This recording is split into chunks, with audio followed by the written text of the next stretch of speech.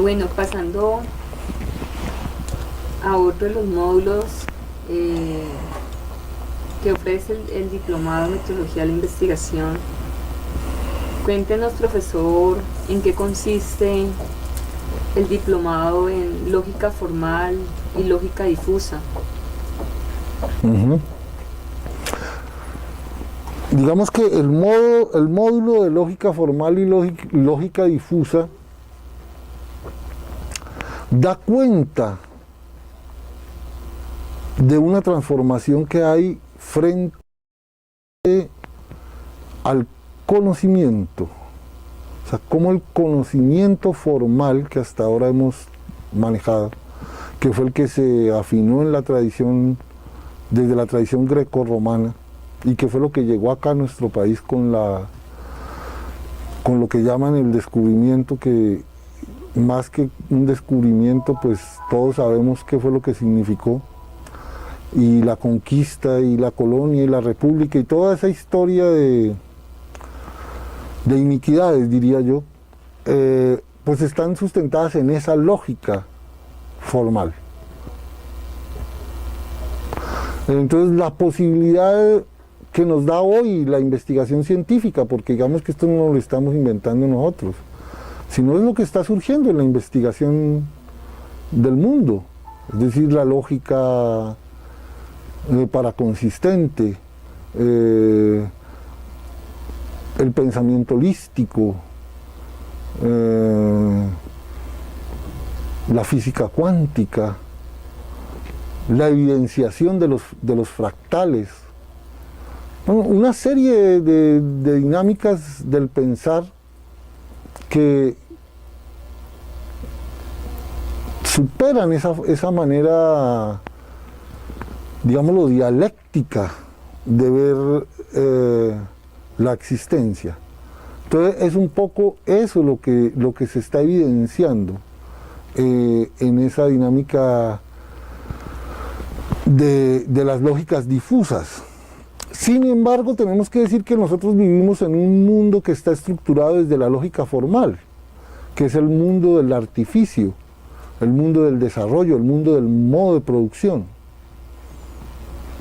Entonces tenemos que encontrar la forma de encontrar esas dos lógicas para salir del atolladero en el que está la humanidad, porque realmente es una situación complicada en la que está el planeta, en el que está la sociedad.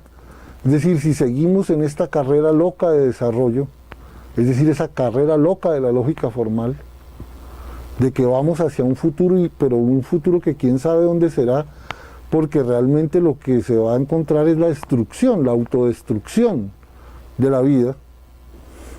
Entonces allí nos dice, no, nos toca mirar, ¿no?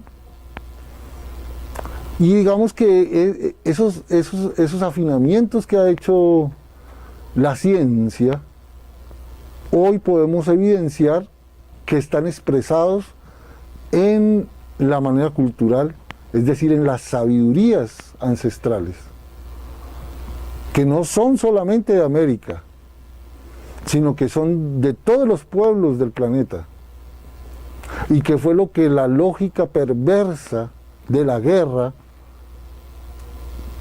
aplastó. Es decir, la lógica perversa de una dialéctica de antagónicos. Y entonces eso es lo que se está refrescando en este momento. Porque tampoco se trata de ir a levantarnos en lanza en ristre contra esa lógica. Porque ahí hay muchas cosas que hay que sanar, que ordenar. Y para eso hay que conocer esa lógica. Pero sí es tiempo ya de que, digamos, ese genocidio cultural que se venía estableciendo en el planeta pare.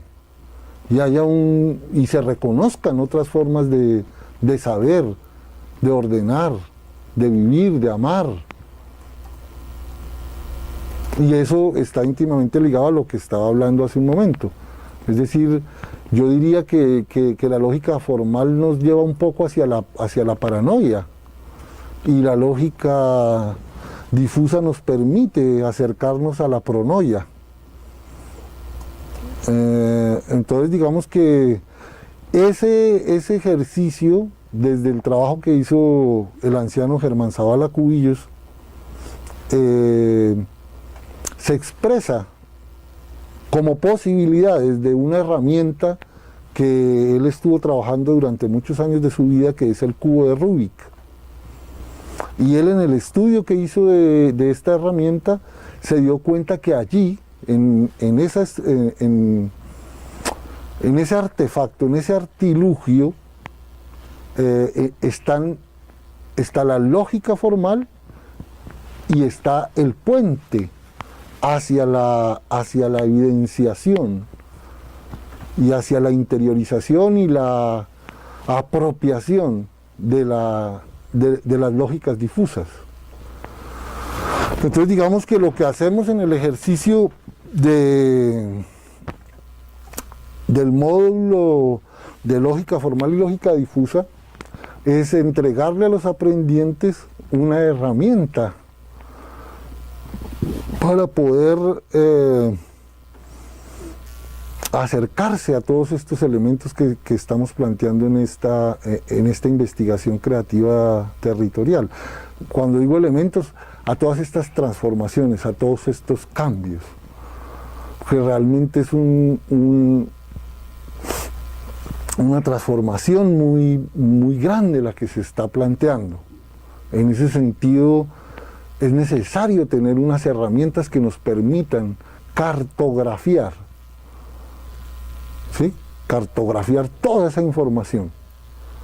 El cubo de Rubik es la posibilidad de tener una herramienta para generar una topología cartográfica tridimensional.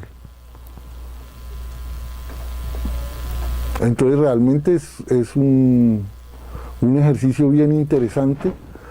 Digamos que ahí es cuando nos vemos, ¿por qué? Yo me he preguntado, ¿por qué la gente tiene tanta dificultad en armar el cubo de Rubik? ¿Por qué? Y realmente lo que yo he tratado de explicarme es precisamente porque estamos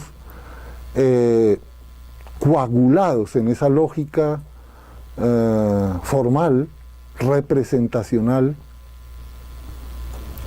y cuando se dinamiza eso desde lo difuso, pues realmente exige que en nuestro ser sucedan cambios. O sea, parece que es un cubito ahí alejado de todo lo que sucede en nuestro ser, pero no es así. Digamos que yo escuchaba a mi padre, él me decía, todo lo que está en el cerebro pasa primero por las manos. Y si logramos con las manos acercarnos a esa herramienta, seguramente nuestro cerebro va a cambiar. Y si nuestro cerebro cambia, también va a cambiar nuestra forma de sentir. Van a cambiar nuestros sentidos, nuestra forma de respirar, nuestra manera de escuchar, nuestra manera de hablar, nuestra manera de hacer acuerdos, ¿sí? Nuestra voluntad se va a cambiar, nuestras emociones van a cambiar, nuestra semilla va a cambiar. Por eso se dice en la investigación creativa territorial que hay que cambiar por dentro para transformar el resto. Pero para hacer ese cambio por dentro es necesario hacer una transformación de la mente. Por eso yo he dicho, hay que hacer un cambio de mente, así, de mente, un cambio de mente. Y digamos que ese cambio de mente se puede lograr en la medida en que nos acercamos a esa herramienta que es el cubo de Rubik. Porque ahí en el cubo de Rubik está la lógica formal y está la lógica difusa. Pero para eso hay que generarse una exigencia la voluntad.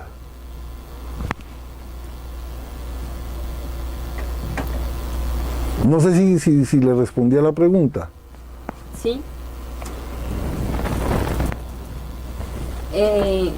¿Dónde se manifiesta la lógica difusa? ¿Cómo podemos acercarnos a esta lógica? Porque, como le decía, hemos crecido en una sociedad, ¿cierto?, donde hemos aprendido de la lógica formal a sentir, a hacer, a amar, y en tanto, pues, una, digamos, como de la conjetura es, por eso se nos dificulta tanto, ¿no? Armar el cubo de Rubik, porque pues cuando tienes el cubo y lo que te permite es como jugar también, ¿no? A múltiples posibilidades en que puedas ir ordenando. Pero como lo difuso, pues está difuso. ¿Cómo aproximarse a aquello que no sabemos qué es? Recuerdo, digamos, porque yo me siento que con esa pregunta me está, digamos, como arrinconando, porque es una pregunta bastante exigente, ¿sí?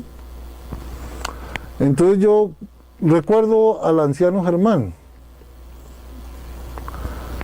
y el anciano Germán hablaba de algo demasiado olvidado, pero muy propio de nosotros los seres humanos, que es el amor. ¿Sí? Entonces, cuando usted me pregunta cuál es la experiencia donde podemos vivenciar la lógica difusa, entonces yo le tengo que decir el amor. Y él decía, y la relación por excelencia del amor en los seres humanos es el amor entre el hombre y la mujer. Es decir, la experiencia más profunda y más enriquecedora que hay. Y olvidada, ¿no? Porque ya digamos que por esa lógica formal nos fuimos distanciando de la experiencia natural del amor. Y terminamos fue reproduciendo unos prototipos de separación o inclusive de unidad, ¿no?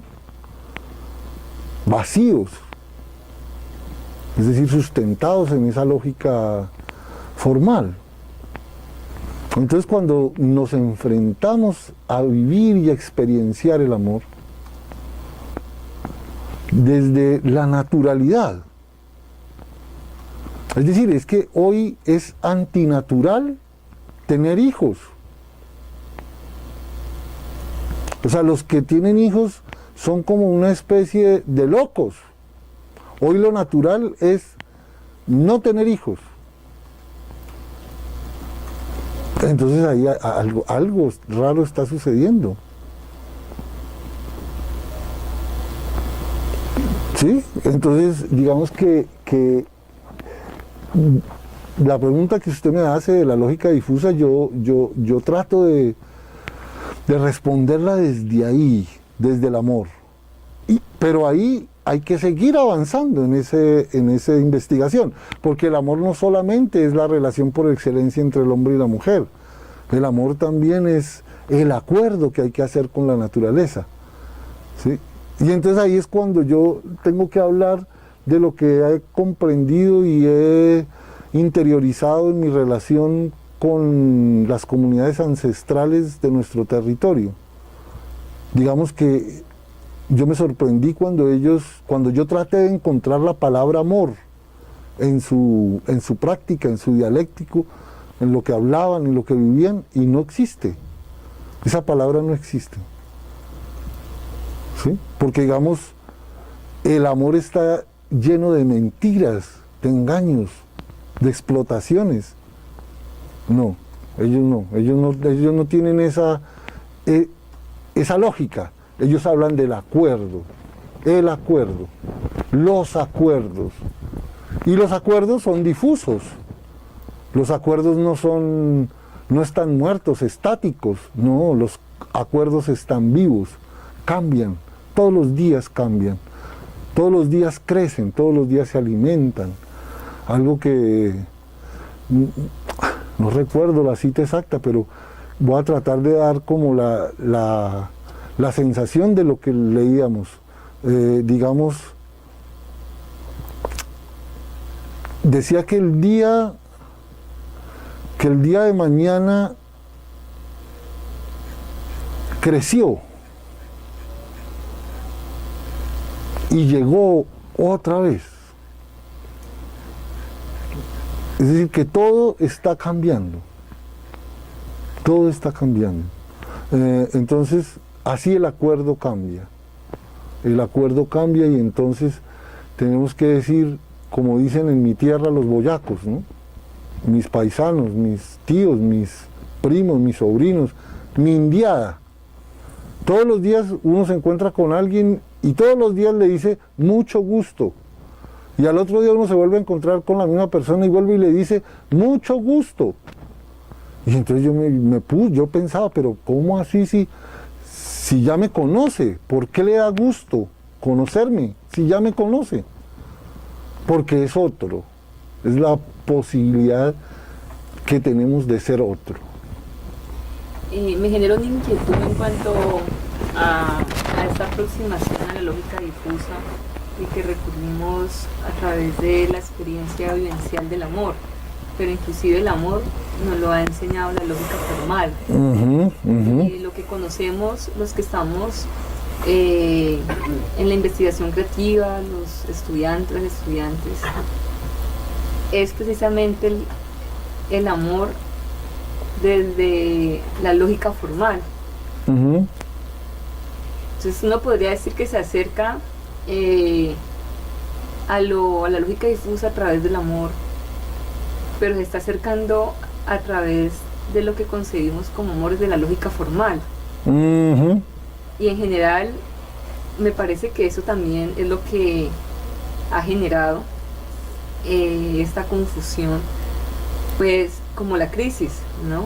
Donde se parte también de la propiedad y acometer esos abusos y explotación del otro por entender, creo yo, el amor desde como nos ha enseñado la lógica formal que debemos amar. Eso. Entonces desde ahí yo recuerdo, porque ahí lo que se está pidiendo es como una claridad, ¿no? Entonces así me decían los mayores, las mayoras, las abuelitas, de esa gente que vive en tranquilidad por las montañas, viven en otro mundo totalmente distinto.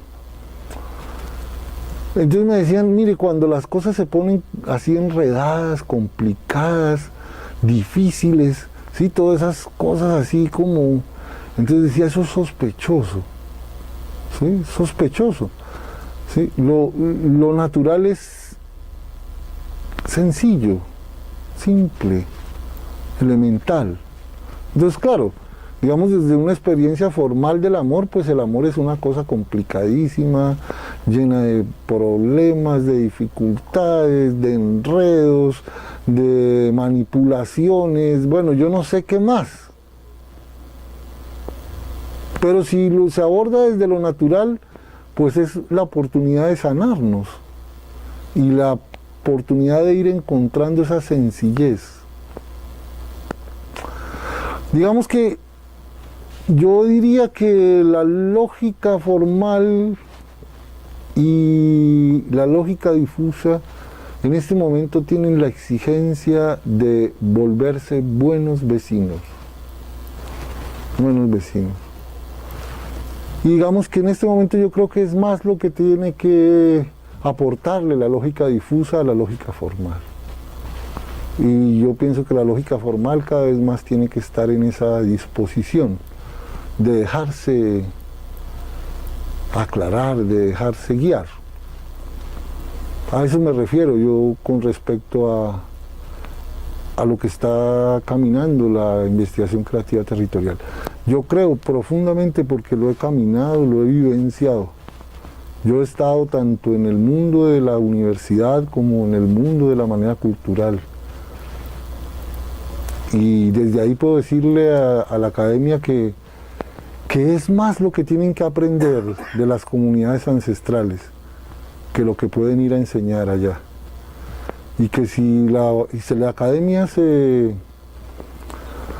baja un poco de su ego y se coloca en esa humildad, es mucho lo que se puede avanzar en el cuidado de la naturaleza, en el cuidado de la vida, en el cuidado de la dignidad, en el cuidado del respeto. Y digamos que cuando digo las comunidades ancestrales no me estoy refiriendo solo a los indígenas que viven en las montañas, me refiero a las comunidades campesinas, me refiero a las comunidades urbanas, a la gente que se atreve a indagar otras formas de saber y de ser. Digamos que eso es lo que está sucediendo, digamos que se está generando esa acción. Para ir no concluyendo en este devenir, esta conversación, más que requisitos, como qué disposición deben tener los estudiantes que van a iniciar este módulo tanto de categoría y alegorías como de lógica formal y lógica difusa. Uh-huh. Digamos que ahí se me ocurre ubicar lo siguiente. El joven, por ser joven, está en su espíritu está el cambio, la transformación, la rebeldía. ¿Sí? El joven naturalmente, por intuición o no sé por qué, se da cuenta que las cosas como están no están bien. Ya con el tiempo, cuando uno se va madurando, como que ese espíritu se va disminuyendo. Entonces yo creo que lo que se le puede pedir a los aprendientes es que dejen que su espíritu natural de jóvenes se manifieste en ellos y que su capacidad de sorprenderse y el valor que tiene el joven de navegar en lo desconocido se manifieste en ellos, ¿no? Yo creo que eso es lo más importante para la investigación creativa territorial, es como esa certeza de que es posible. Digamos, alguien me decía en estos días, soy realista, creo en milagros. Y yo, digamos, soy realista y creo en el milagro de que esa fuerza de la juventud, que esa fuerza de la rebeldía se está expresando y se va a continuar expresando. Siempre ha sido así, siempre será así. En este momento yo diría también una disposición profunda por preocuparse por los niños. O sea, los jóvenes tienen esa responsabilidad, nosotros los mayores también. La sociedad en general tiene que hoy preocuparse por los niños, por las niñas, pensar en otra forma pedagógica, porque ya no podemos seguir formando a nuestros hijos para ser esclavos del trabajo. Este es otro tiempo, y entonces eso exige cambios profundos. Tenemos que pensar en que nuestros hijos ya no sean esclavos del trabajo, sino co-creadores de la vida. Entonces, digamos, eso es lo que se le exige a un joven, ser coherente con su naturaleza.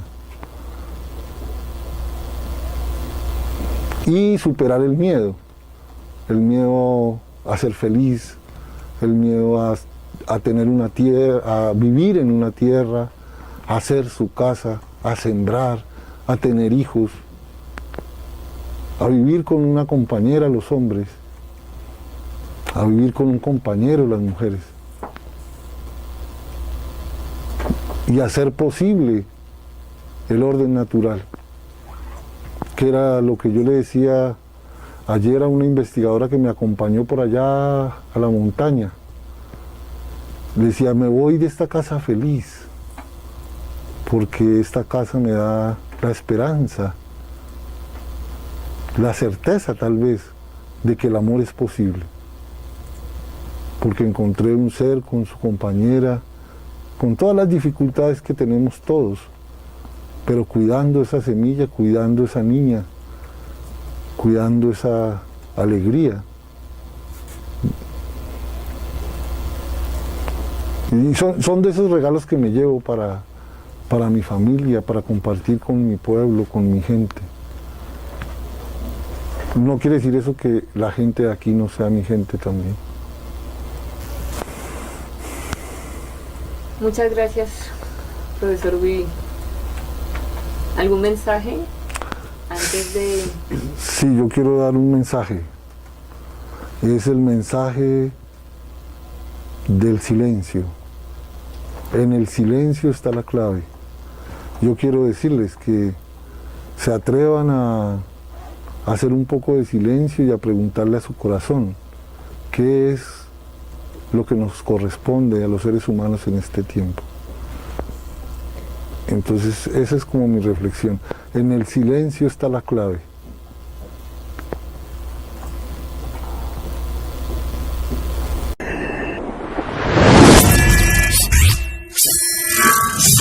Wow.